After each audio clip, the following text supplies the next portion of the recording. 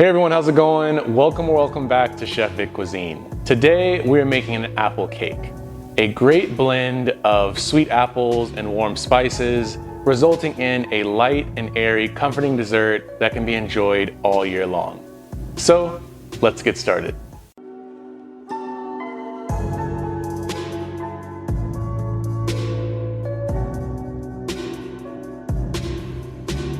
Alright, so diving right into this recipe, we want to spray a 9-inch springform pan with a non-stick cooking spray and line the bottom of the pan with parchment paper. And at the same time, you want to preheat your oven to 350 degrees Fahrenheit or 176 Celsius.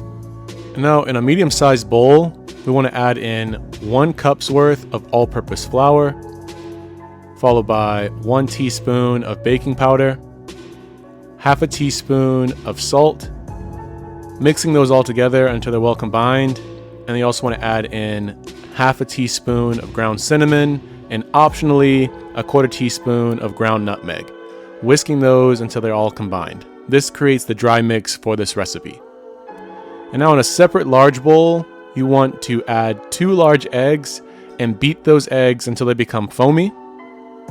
And following that, you want to add in about 3/4 cups worth of granulated white sugar, half a cup of unsalted butter that's been melted, a 1/4 cup's worth of your favorite dark rum, 1 tablespoon of pure vanilla extract, and a 1/4 teaspoon of pure almond extract.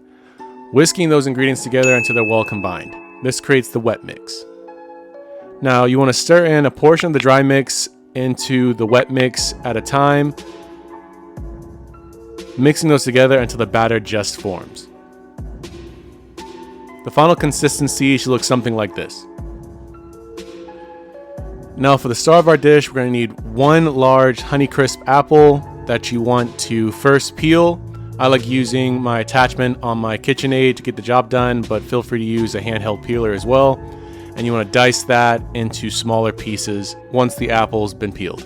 You just want to check that you don't have any pieces of the core or any seeds left in your apple slices.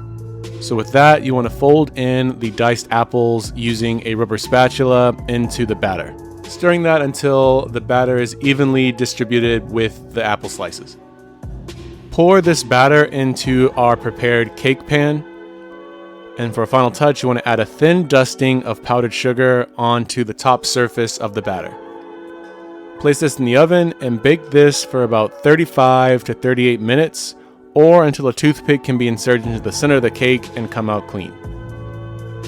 After that time is up, we want to remove this from the oven and allow this to cool for about 20 minutes. And you can use a paring knife to cut around the edge of the cake to help release the cake from the springform pan.